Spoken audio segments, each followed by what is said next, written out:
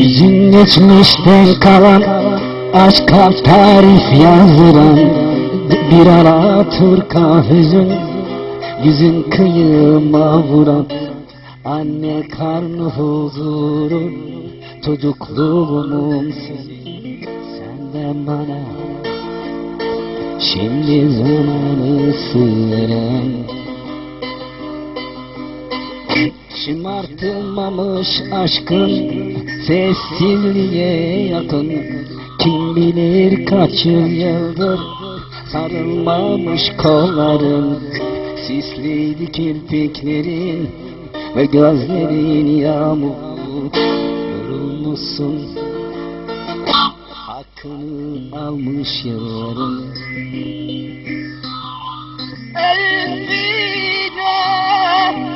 bir belalı başımsın Elfide, beni fark etme sakın, omuzumda izi bırakmam, yüzümü dünyaya yakın.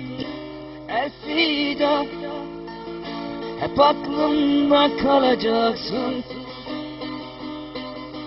Elfide, bir belalı başımsın Elfide, beni fark etme sakın, omuzumda izi bırakmam, yüzüm dünyaya yakın. Elfide, hep aklımda kalacaksın.